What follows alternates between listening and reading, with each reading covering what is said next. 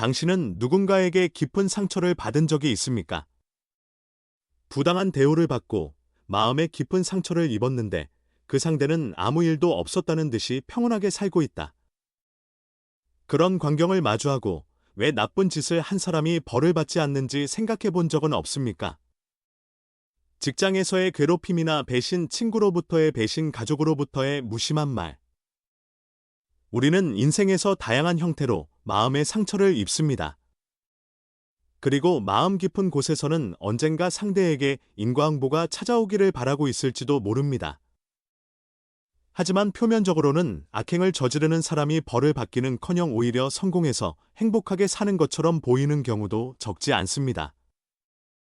나쁜 사람일수록 이득을 본다. 정직한 사람이 바보가 된다. 라는 느낌은 많은 사람이 가져본 적 있는 생각 아닐까요? 사실 불교의 가르침에 따르면 우리가 보고 있는 현실은 빙산의 일각에 불과합니다. 인과의 법칙은 눈에 보이지 않는 곳에서 하지만 확실하게 작용하고 있습니다. 당신에게 상처를 준 사람은 설령 지금은 아무런 보복을 받지 않는 것처럼 보여도 반드시 스스로의 행동의 결과를 받게 됩니다. 이 영상에서는 불교의 지혜를 바탕으로 인과응보의 진정한 모습을 탐구해 갑니다. 당신에게 상처를 준 사람이 어떤 최후를 맞이하게 되는지, 그리고 괴로움 속에 있는 당신 자신이 어떻게 하면 마음의 평화를 되찾을 수 있는지에 대해 알기 쉽게 전해드리겠습니다. 단순히 악인에게 벌이 내린다는 피상적인 이해가 아니라 왜 인과응보가 늦게 나타나는지, 어떤 과정으로 나타나는지, 그리고 무엇보다도 당신 자신이 좋은 인과의 흐름을 만들어내려면 어떻게 해야 하는지, 그런 깊은 지혜를 얻을 수 있을 것입니다. 악행을 저지르는 사람의 말로를 아는 것은 단순히 속 시원해지기 위한 것이 아닙니다. 그것은 우리 자신이 인생을 더 잘 살아가기 위한 중요한 가르침입니다. 자, 불교가 가르치는 인과응보의 진실에 대해 함께 배워봅시다. 한 장 인과응보는 정말인가? 기본 원리란 인과응보라는 말을 들어본 사람이 많을 것입니다. 쉽게 말해 좋은 일을 하면 좋은 결과가, 나쁜 일을 하면 나쁜 결과가 돌아온다는 생각입니다. 하지만 이 단순한 말의 배후에는 불교의 깊은 지혜가 숨겨져 있습니다. 불교에서는 이 세상의 모든 것은 인원인과 과결과의 법칙을 따른다고 가르칩니다. 이것은 자연의 법칙이며 누구에게나 평등하게 작용하는 것입니다. 좋은 씨앗을 뿌리면 좋은 열매가 열리고 나쁜 씨앗을 뿌리면 나쁜 열매가 열린다. 이것을 불교에서는 선인성과 악인악과라고 부릅니다. 하지만 현실에서는 나쁜 짓을 하는 사람이 벌을 받기는커녕 오히려 성공하는 것처럼 보일 때가 있습니다. 또 좋은 일을 하는데도 보답받지 못한다고 느낄 때도 있을 것입니다. 이것은 인과응보가 존재하지 않아서가 아니라 씨앗에서 열매가 열리기까지 시간이 걸리기 때문입니다. 예를 들어 씨앗을 뿌려도 바로 큰 나무가 되어 열매를 맺는 것은 아닙니다. 때로는 몇 년이 걸릴 수도 있습니다. 마찬가지로 사람의 행동의 결과도 바로 나타나는 것과 시간을 두고 나타나는 것이 있습니다. 불교에서는 인과의 결과가 나타나는 시기를 세 가지로 나눕니다. 현세에서 받는 과보, 다음 생에서 받는 과보, 그 이후의 생에서 받는 과보입니다. 특히 중요한 것은 우리가 눈으로 보고 있는 것은 피상적인 현상에 불과하다는 것입니다. 누군가가 나쁜 짓을 하고 성공한 것처럼 보여도 그 사람의 내면에서는 이미 악과가 싹트기 시작했을지도 모릅니다. 신뢰의 상실, 인간관계의 악화, 마음의 평화의 결여, 이것들은 겉으로 보기 힘든 과보입니다. 현대 사회에서는 즉각적으로 결과를 원하는 사고방식이 퍼져 있습니다. SNS의 좋아요는 바로 반응이 오고 이래서도 단기적인 성과가 요구됩니다. 그 때문에 차분히 시간을 들여 나타나는 인과의 법칙은 이해되기 어려워지고 있습니다. 하지만 멈춰서서 생각해보면 우리 주위에는 인과응보의 예가 많이 있습니다. 오랜 세월 성실하게 일해온 사람이 신뢰를 얻어 성공하는 모습, 일시적으로는 이득을 봐도 최종적으로는 신용을 잃고 고립되는 사람의 모습 등, 이것들은 모두 인과의 법칙이 나타난 것입니다. 특히 당신에게 상처를 준 사람이 지금 벌을 받지 않는 것처럼 보여도 그것은 단지 아직 열매가 열리지 않았을 뿐일지도 모릅니다. 중요한 것은 이 보편적인 법칙을 이해하고 자기 자신이 더 좋은 씨앗을 계속 뿌리는 것입니다. 카르마 업이라는 말을 들어본 적이 있습니까? 이것은 행위를 의미하는 산스크리트어로 인과응보와 깊이 관련되어 있습니다. 우리의 생각, 말, 행동의 모든 것이 카르마가 되어 미래의 결과를 형성하는 것입니다. 나쁜 카르마는 쇠사슬과 같아서 언젠가 반드시 갚아야만 합니다. 인과응보는 복수나 벌이 아니라 자연의 법칙입니다. 당신에게 상처를 준 사람도 그 행위에 대한 결과를 반드시 받게 됩니다. 그것은 우주의 법칙이며 누구도 피할 수 없는 것입니다. 제2장 신뢰의 붕괴 악행의 첫 번째 과보. 당신에게 상처를 준 사람의 말로를 생각할 때 가장 먼저 찾아오는 과보는 신뢰의 붕괴입니다. 타인을 배신하고 상처 입히고 속인 사람은 이윽고 주위로부터의 신뢰를 잃어갑니다. 이것은 눈에 잘 보이지 않지만 인생에서 가장 심각한 손실 중 하나라고 할 수 있습니다. 불교에는 신뢰는 물처럼 흘러가 버린다는 가르침이 있습니다. 물을 그릇에 담아두면 유지할 수 있지만 일단 그릇에 구멍이 뚫리면 물은 서서히 새어나와 마지막에는 전부 사라지고 맙니다. 인간관계에서의 신뢰도 마찬가지입니다. 일단 배신이나 거짓말이라는 구멍이 뚫리면 신뢰는 천천히 하지만 확실하게 흘러나가는 것입니다. 예를 들어 직장에서 동료를 함정에 빠뜨리거나 상사의 공을 가로채는 사람이 있다고 합시다. 처음에는 아무도 그 사람의 본성을 눈치채지 못할지도 모릅니다. 오히려 빈틈이 없다, 요령이 좋다라고 평가받을 수도 있을 것입니다. 하지만 인간은 생각보다 훨씬 민감합니다. 조금씩 주위 사람들은 이 사람은 믿을 수 없다, 뒤에서 무슨 생각을 하는지 모르겠다라고 느끼기 시작합니다. 처음에는 아주 작은 위화감에서 시작됩니다. 아까 했던 말이랑 다른 애, 왠지 자기 생각만 하는 것 같아.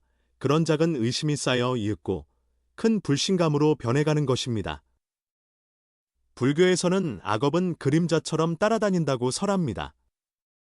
사람을 속이거나 상처 입히는 나쁜 행위는 마치 자신의 그림자처럼 항상 따라다니며 결코 벗어날 수 없습니다. 그리고 그 그림자는 조금씩 주위 사람들 눈에 보이게 되는 것입니다. 신뢰를 잃은 사람의 말로는 고독입니다.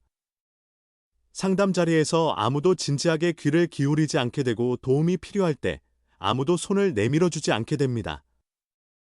저 사람과는 엮이지 않는 편이 좋다는 평판이 퍼지면 새로운 만남이나 기회도 닫히게 됩니다. 특히 현대 사회에서는 SNS나 인터넷의 발달로 평판은 이전보다 훨씬 빠르고 넓게 퍼집니다.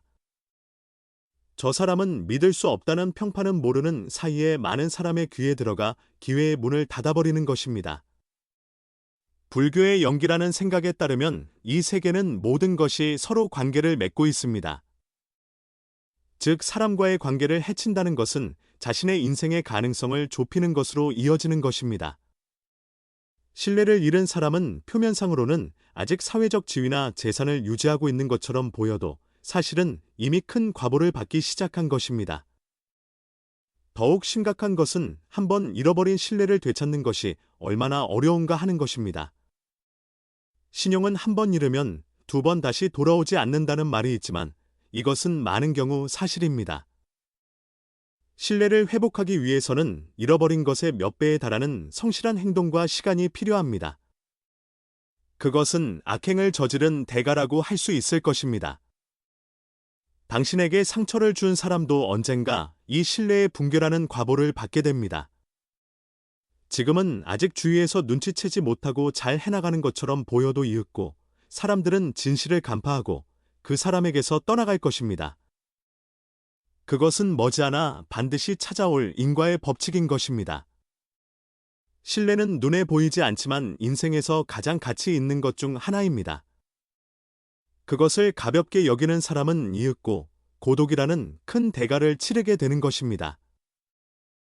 제3장 마음의 부식악행의 두 번째 과보. 당신에게 상처를 준 사람이 받는 두 번째 과보는 밖에서는 보이지 않지만 아마도 가장 심각한 마음의 부식입니다. 불교에서는 악업은 축적된다고 가르칩니다. 설령주의 사람이 보고 있지 않아도 나쁜 짓을 하면 할수록 그것은 자신의 마음속에 쌓여가는 것입니다. 사람을 배신하거나 상처 입히는 행위는 언뜻 보면 이득을 본 것처럼 보일지도 모릅니다. 하지만 그런 행위는 사실 자기 자신의 마음을 갉아먹어갑니다. 이것을 불교에서는 악행은 불 위를 걷는 것과 같다고 표현합니다. 즉, 나쁜 짓을 하는 사람은 자기 자신의 마음이라는 땅에 불을 붙이고 걷고 있는 것과 같습니다. 예를 들어 직장에서 동료를 함정에 빠뜨리고 승진한 사람을 생각해 봅시다. 표면상으로는 커리어를 발전시키고 지위나 수입을 얻은 것처럼 보입니다. 하지만 그 사람의 내면에서는 무슨 일이 일어나고 있을까요? 우선 불안이 싹트기 시작합니다. 내가 한 일이 정말 옳았을까? 이 일이 주위에 알려지면 어떻게 될까 하는 생각이 마음 한구석에 자리 잡습니다. 이 불안은 시간이 지남에 따라 커져 있고 두려움으로 변해갑니다.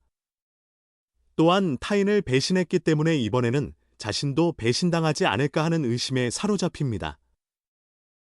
이 팀의 누군가가 나를 함정에 빠뜨리려 하는 것이 아닐까, 저 미소 뒤에서 무슨 생각을 하고 있을까 하고 주위를 항상 경계하게 됩니다. 사람을 의심하기 시작하면 순수한 인간관계를 맺을 수 없게 됩니다. 아무리 외적인 성공을 거두어도 마음이 더러워져 있다면 진정한 행복은 얻을 수 없는 것입니다. 타인을 상처 입힌 기억은 마음 깊은 곳에 침전되어 있고 마음의 짐이 됩니다. 이 짐은 일상의 사소한 순간에 갑자기 의식에 떠올라 죄책감이나 후회로서 마음을 괴롭힙니다. 더욱 심각한 것은 자기 가치관의 저하입니다. 타인을 상처 입힘으로써 일시적인 이익을 얻었다고 해도 진심으로는 자신은 그런 비열한 행위를 하는 인간이라는 자기 이미지가 형성되어 갑니다. 이것은 자신에 대한 신뢰나 존엄성을 해치고 결과적으로 다양한 정신적 문제를 일으킬 가능성이 있습니다.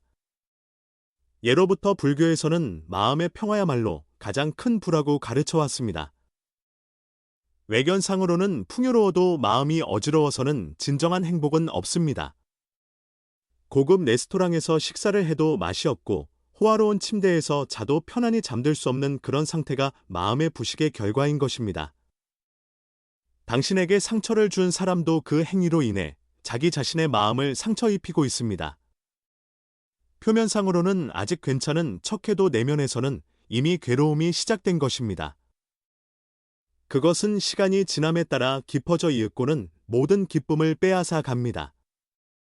불교에서는 스스로의 행위가 맞지 않으면 마음의 눈이 흐려진다고 풀이합니다. 마음이 흐려지는 것은 아름다운 것을 아름답다고 느끼는 능력 기쁨을 느끼는 능력 사랑을 느끼는 능력마저도 빼앗아 버리는 것입니다. 그리고 최종적으로는 아무리 외적인 성공을 거두어도 내면의 공허함에 시달리게 됩니다. 이것이 마음의 부식이라는 인과응보입니다. 눈에 보이지 않는 형태로 하지만 확실하게 악행을 저지른 사람의 내면에 나타나는 과보인 것입니다. 제4장 선행의 열매 올바르게 사는 것의 과보, 여기까지는 악행이 가져오는 과보에 대해 살펴보았습니다. 하지만 인과응보의 법칙은 부정적인 측면만 있는 것이 아닙니다.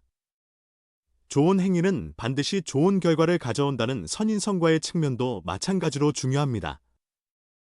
여기서는 올바르게 사는 것으로 얻을 수 있는 과보에 대해 생각해 봅시다. 불교에서는 보시, 직의, 인욕, 정진, 선정, 지혜라는 6가지 덕목 6바라밀이 가르쳐지고 있습니다. 이것들은 쉽게 말해 베푸는 것, 도덕을 지키는 것, 인내, 노력, 집중, 지혜를 의미합니다. 이러한 선행을 거듭함으로써 우리의 인생은 어떻게 변할까요? 먼저 선행을 쌓는 사람 주위에는 자연스럽게 좋은 인간관계가 형성되어 갑니다.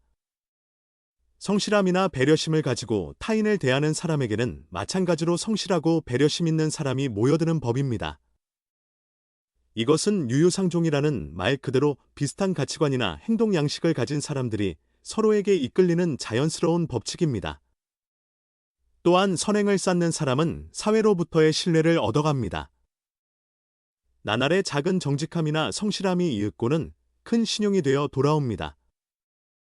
이러한 신뢰는 비즈니스의 성공이나 인간관계의 충실 등 다양한 형태로 열매를 맺습니다.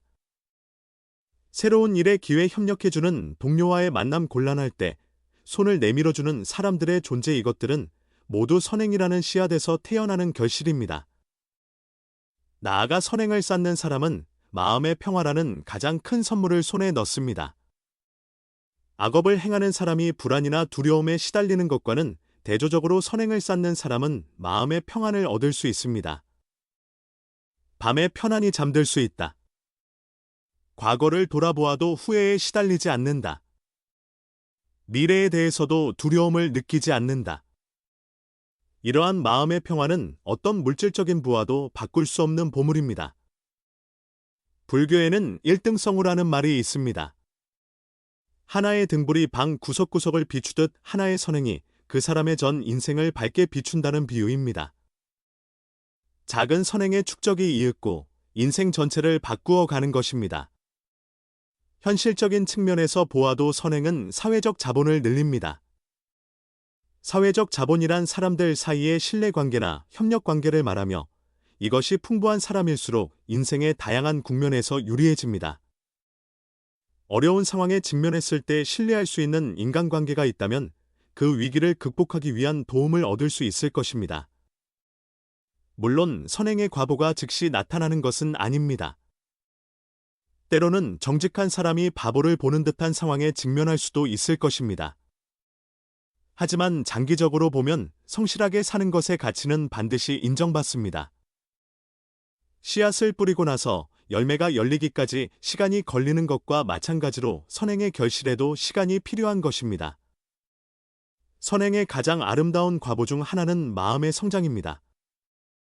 타인에게 친절하게 대하는 것, 공경에 처한 사람을 돕는 것, 정직하게 구는 것, 이러한 행위들은 우리 자신을 내면으로부터 변화시킵니다. 더 배려심 있고, 더 강하고, 더 지혜로운 인간으로 성장시켜주는 것입니다. 당신이 지금 누군가에게 상처받아 괴로워하고 있더라도 그 경험마저도 자신의 성장을 위한 씨앗이 될 수 있다는 것을 기억해 주세요. 상처받은 경험이 있기에 타인의 아픔에 공감할 수 있고, 그리고 그 공감이 새로운 선행의 원천이 되는 것입니다. 제5장 원망으로부터의 해방, 좋은 인과를 돌리는 실천법. 당신에게 상처를 준 사람의 말로에 대해 이해를 깊게 했지만 가장 중요한 것은 당신 자신이 좋은 인과의 흐름을 만들어내고 원망이나 분노로부터 해방되는 것입니다. 여기서는 일상생활에서 실천할 수 있는 구체적인 방법에 대해 생각해 봅시다. 먼저 인식해야 할 것은 원망을 계속 품는 것은 당신 자신을 괴롭힐 뿐이라는 것입니다. 불교에서는 분노를 품는 것은 뜨거운 돌을 손에 들고 사람에게 던지려는 것과 같다. 먼저 자기 자신이 화상을 입는다고 가르칩니다. 원망의 감정은 상대가 아니라 당신 자신의 마음과 몸을 갉아먹어 가는 것입니다.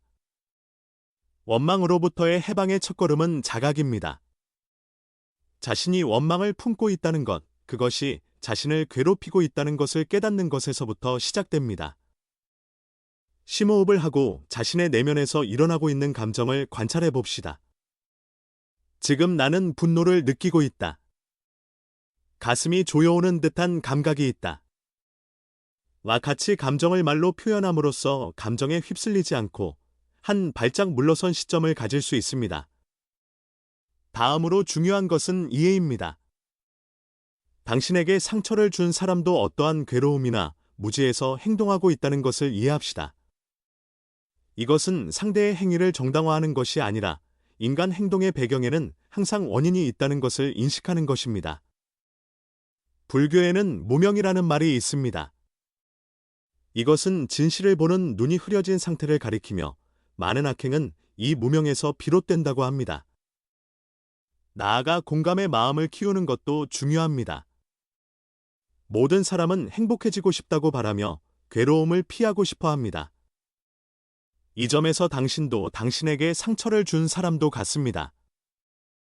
이 사람도 나처럼 행복을 추구하고 괴로움을 피하고 싶어하는 한 명의 인간이라고 생각함으로써 분노의 감정이 완화될 수 있습니다. 실천적인 방법으로 자비 명상이 있습니다. 조용한 장소에 앉아 먼저 자기 자신에 대해 제가 행복하기를, 제가 평안하기를 이라고 마음속으로 외칩니다. 다음으로 당신을 사랑해주는 사람, 중립적인 사람, 그리고 마지막으로 당신에게 상처를 준 사람에 대해서도 동일한 말을 건네봅니다. 처음에는 어렵게 느껴질지 모르지만 반복해서 실천함으로써 마음이 서서히 열려갈 것입니다. 또한 일상 속에서 선행을 쌓는 것도 원망으로부터의 해방에 도움이 됩니다. 타인에게 친절하게 대하기, 자원봉사 활동하기, 공경에 처한 사람 돕기 등 작은 선행을 일상생활에 도입합시다. 선행은 자신 안에 좋은 에너지를 만들어내고 부정적인 감정을 완화하는 데 도움이 됩니다. 특히 효과적인 것은 당신에게 상처를 준 경험을 교훈으로 바꾸는 것입니다. 이 경험에서 무엇을 배울 수 있을까? 이 경험을 통해 나는 어떻게 성장할 수 있을까 하고 생각해 봅시다. 괴로움을 의미 있는 것으로 변환함으로써 원망은 서서히 가라앉아 갑니다. 원망으로부터의 해방은 하루아침에 이루어지지 않습니다. 그것은 지속적인 실천을 필요로 하는 길입니다. 때로는 감정이 다시 솟아오를 때도 있을 것입니다. 그럴 때 자신을 책망하지 말고 그저 또 시작됐구나 하고 부드럽게 알아차리고 다시 실천으로 돌아가면 됩니다. 최종적으로는 당신은 상대의 행위에서 자신의 행위로 초점을 옮겨가게 됩니다. 타인이 당신에게 어떻게 대했는지가 아니라 당신 자신이 어떻게 사는지가 중요한 것입니다. 이것이 불교의 지혜가 가르치는 좋은 인과를 돌리는 본질인 것입니다. 원망에서 해방된 마음은 맑게 갠 하늘처럼 넓고 밝은 것입니다. 거기에는 새로운 가능성과 기쁨이 펼쳐져 있습니다. 당신 자신의 행복을 위해 오늘부터 한 걸음씩 원망으로부터의 해방의 길을 걸어갑시다. 이 영상을 통해 불교의 지혜가 가르치는 인과응보의 깊은 이해를 탐구해 왔습니다. 당신에게 상처를 준 사람이 최종적으로 받게 될 신뢰의 붕괴와 마음의 부식이라는 두 가지 큰 과보, 그리고 올바르게 사는 것으로 얻을 수 있는 선행의 결실에 대해 생각해 왔습니다. 인과의 법칙은 단순히 악인에게 벌이 내린다는 얕은 이해가 아니라 우리 한 사람 한 사람의 나날의 행위가 미래의 자신과 세계를 만들어 간다는 깊은 가르침입니다. 나쁜 짓을 하는 사람은 외면적으로는 성공한 것처럼 보여도 내면에서는 신뢰를 잃고 마음이 갉아먹혀갑니다. 한편 선행을 쌓는 사람은 설령 즉시 보답받지 못하더라도 장기적으로 보면 반드시 결실을 가져옵니다. 특히 중요한 것은 당신 자신이 원망이나 분노로부터 해방되어 좋은 인과의 흐름을 만들어내는 것입니다. 타인의 행위에 얽매이지 않고 자기 자신의 행위에 초점을 맞춰 살아감으로써 마음의 평화와 행복을 손에 넣을 수 있는 것입니다. 불교의 가르침에 따르면 우리 모두는 자기 인생의 정원사입니다. 어떤 씨앗을 뿌리느냐에 따라 장래에 어떤 꽃이 필지가 정해집니다. 만약 지금 괴로움이나 슬픔을 겪고 있다면 그것은 과거에 뿌린 씨앗이 열매를 맺고 있을 뿐일지도 모릅니다. 하지만 오늘부터 좋은 씨앗을 뿌리기 시작하면 미래에는 반드시 아름다운 꽃이 필 것입니다. 당신에게 상처를 준 사람의 말로를 아는 것은 복수심을 채우기 위해서가 아니라 인과의 법칙을 이해하고 자기 자신이 더 잘 살기 위한 지혜를 얻기 위함입니다. 그 사람이 받을 과보를 기다리는 것이 아니라 당신 자신이 좋은 인과를 만들어내고 행복한 인생을 구축해 나가는 것에 집중합시다. 마지막으로 예로부터 전해오는 불교의 가르침을 떠올려 주세요. 원망은 원망에 의해서는 사라지지 않고 자비에 의해서만 사라진다. 진정한 해방과 행복은 원망을 내려놓고 자비의 마음을 키우는 것에서부터 시작되는 것입니다. 당신의 인생이 빛으로 가득한 것이 되기를. 끝까지 시청해 주셔서 감사합니다. 이번 영상에서 깨달은 점, 지금의 자신과 겹치는 부분이 있다면 꼭 댓글로 알려주세요. 또한 마음에 와 닿으셨다면 꼭 좋아요와 채널 구독을 부탁드립니다. 앞으로도 불교의 지혜를 받아들여 인생을 더욱 빛나고 행복으로 가득 찬 것으로 만들어 갑시다.